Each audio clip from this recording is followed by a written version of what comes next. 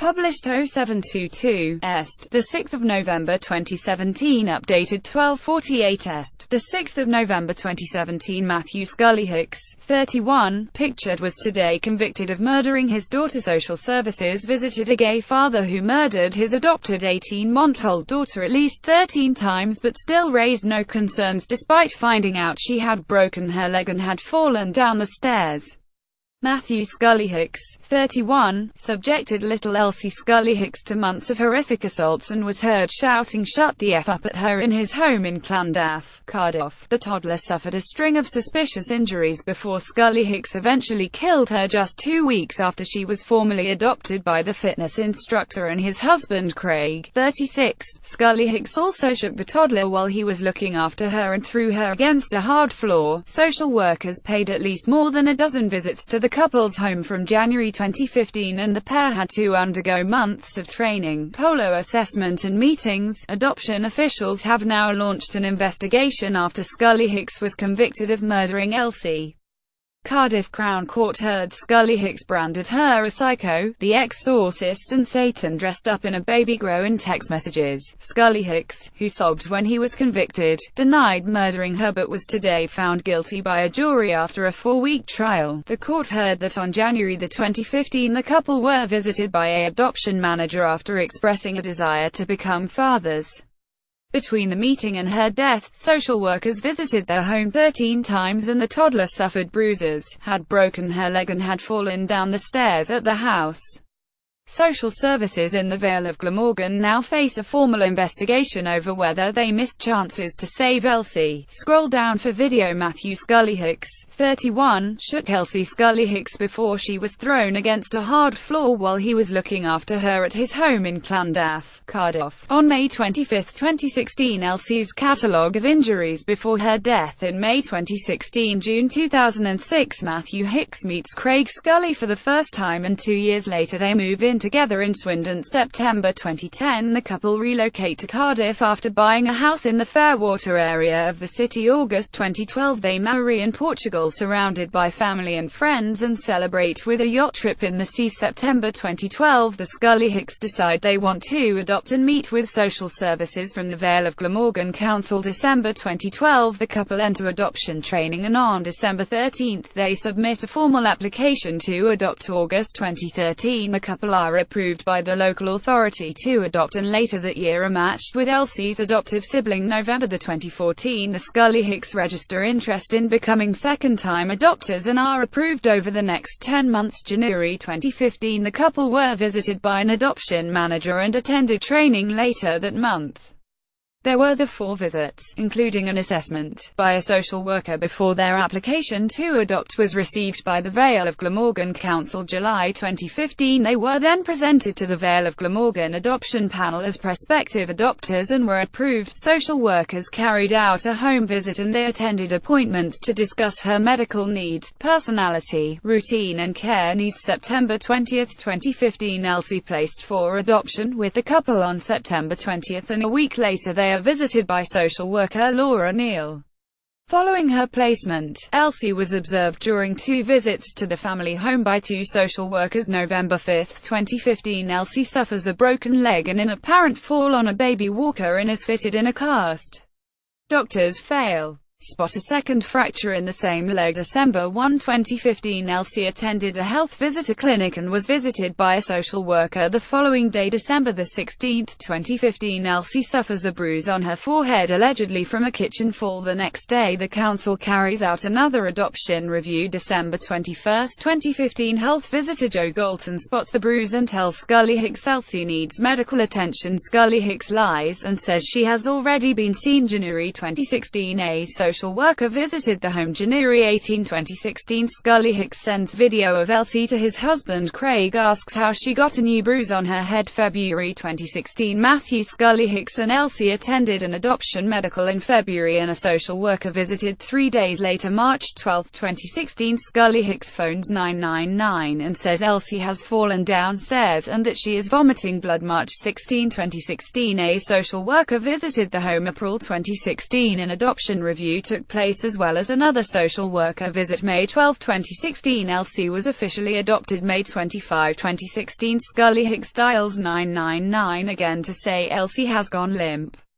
Doctors discover internal bleeding to her brain and behind her eyes as well as fractured ribs. May 29, 2016, Elsie pronounced dead at University Hospital of Wales, Cardiff after 4 days on life support machine. On the day of Elsie's death, ScullyHicks took her shopping for an outfit for her to wear at a party to celebrate her adoption with family and friends. He sent pictures of outfits at Marks Spencer to his husband and purchased one for Elsie to wear.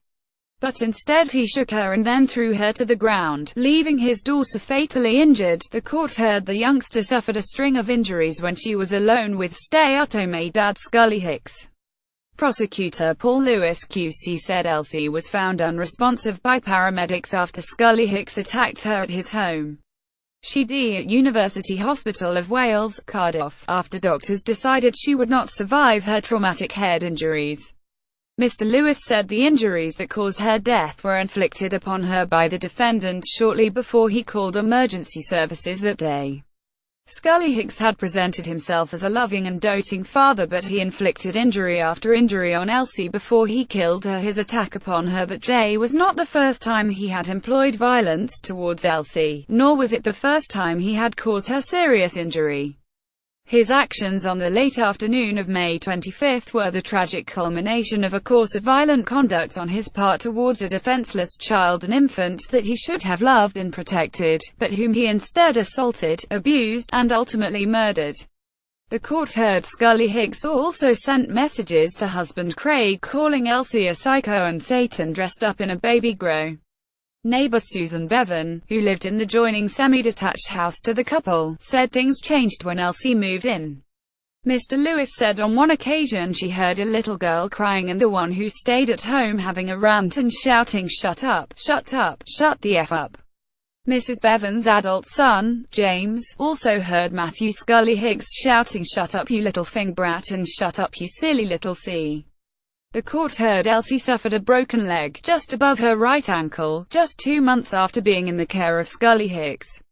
Over the next 7 months she also had mystery bruises on her head and was rushed to hospital in March last year after allegedly falling down the stairs. A post-mortem examination found Elsie suffered bleeding behind both eyes as well as rib fractures and a skull fracture, which the pathologist said was as the result of an impact to the head. Consultant pediatrician Dr. Stephen Rose said he believed Elsie's injuries were caused by being shaken violently. Elsie was first put in the care of ScullyHicks in September 2015 and the process was finalized nearly 8 months later. Tired tonight, it's the first day on my own with the kids. Went okay but Elsie didn't settle in the night and I'm going to be in for a long night, bit hairy around tea time, lots of screaming lol. Elsie hasn't been sleeping great but I think that's a long-standing problem. I'm hoping she sleeps through the night. Fingers crossed. It's a long-standing issue. She wakes up at regular intervals during the night. She just wants to be given her dummy and attention, but she has a proper eavesdrop about it all. We think someone used to bring her downstairs in the middle of the night, which we don't do. SHESP because we don't let her. I'm dealing with another eavesdrop at tea time. She practically popped the eyes out of her head. As soon as she ate it and the dessert came out, her halo was back on. Him going through hell with Elsie. Mealtimes and bedtimes are like my worst nightmare at the minute. She has been up there screaming for 10 minutes non-stop. SHE's just stopped, but I doubt that's the last you'll hear tonight. She has just screamed non-stop for 10 minutes. She had a bottle and clean nappy. Literally not even half an hour, and she is a psycho. She was knackered too, so I don't get it. I left her to cry. I can't go up there every time. She has to learn yo-yo. Well, on the whole it was okay, minus lunch and tea time when she turned into Satan. Then again at bedtime she screamed in her cot for 10 minutes lol xxsh. She gets so wound up when she doesn't get her own way. It is unbelievable. She's just being a pain in the A. She was a dream until 6.30, then turned into a monster again and refused to finish her bottle. In the end I just put her in the cot, closed the door and left her. She woke again at 7.30, cried a little but then went off again. So far no more, but who knows with her. Honestly, she is Satan dressed up in a baby grow in bed, half a bottle just about, and scream through it all again. Elsie has had 2 nights of being Satan before bed, which ain't fun. What gwan with you, all ready for last day then? XX whoop whoop, yep, still on for Thursday, haha. She pretty much looks and s like the Exorcist, to be fair. Awesome, I can't wait. If she does it too much more, we will call a priest. Lol, no, I'm stressed and I have a headache. She won't stop crying because she's overtired, because yet again she refused to nap because we were out. This is exhausting. XXX Matthew ScullyHicks previously claimed Elsie had fallen down the stairs and hurt herself in the months before her death. Child protection chiefs will now grill social workers over whether they missed chances to save Elsie from her abusive adoptive father. Experts will investigate whether ScullyHicks could have been stopped before he shook his daughter to death. Social workers and health visitors noted various injuries to Elsie's body, including bruises to her head and a broken leg. Elsie was even rushed to hospital after vomiting blood, but ScullyHicks claimed she had fallen down the stairs. But officials didn't raise any concerns which would have stopped the adoption process and potentially saved Elsie. Elsie's adoption was overseen by the Vale of Glamorgan Council, and senior figures will be quizzed over the handling of the case. A child practice review is being launched by the Cardiff and Vale Regional Child Safeguarding Board, and the probe could take up to a year to complete. They will discuss whether chances were missed with Elsie and whether any lessons can be learned to prevent similar cases in the future. A spokesman for the board said now that the criminal proceedings have concluded, the Regional Safeguarding Children Board will seek assurance that the independent child practice review, which has already been commissioned, into the tragic circumstances of the child's death, will be progressed. It would therefore not be appropriate for the board to comment further until the conclusion of the independent review. ScullyHicks was accused of hurting Elsie before, but he had insisted that the baby gate pictured had just opened and that she had tumbled down the stairs. Speaking outside court, temporary Detective Chief Inspector Stuart Wales, of South Wales Police, said the circumstances of Elsie's murder were extremely rare. He said, "Our thoughts today are with little Elsie and those who knew and loved her. Her untimely death at just 18 months old has had a devastating effect, first and foremost on her family, who remain uppermost in our thoughts. Elsie's death has also impacted a wider community, including the many professionals involved in her care and the subsequent investigation. I would like to thank all of them, including the many witnesses who assisted the prosecution. This case represents an extremely rare and distressing set of circumstances. We at South Wales Police continue to respect and value the role that adoption, and those involved, play in our society." Lisa McCarthy, a senior Crown prosecutor within CPS Cymru Wales, described the case as tragic. The evidence put forward by the CPS proved that Matthew ScullyHicks was not only responsible for those injuries, but that he intended to seriously harm her, she said. The prosecution built a case through careful and detailed analysis of witness accounts, medical evidence and the circumstances surrounding Elsie's death, how medical evidence played key role in convincing jury adopted father did murder 18-month-old daughter. Medical evidence was crucial in convicting Matthew ScullyHicks of murdering his adopted daughter Elsie, prosecutors said. A jury at Cardiff Crown Court heard from 12 medical experts and 6 doctors who treated Elsie, who discounted the defendant's version of events. Speaking after ScullyHicks was convicted of murdering Elsie, Iwan Jenkins, head of the complex casework unit for CPS Wales, said the evidence from medical experts played a crucial part in the decision to proceed with the case and in enabling them to believe there was a realistic prospect of conviction. He said the expert evidence had to be considered in light of showing the mechanical aspect of the injury, how it was caused, the extent of that injury, whether it could be the subject of innocent explanation of children being busy and falling as they often do.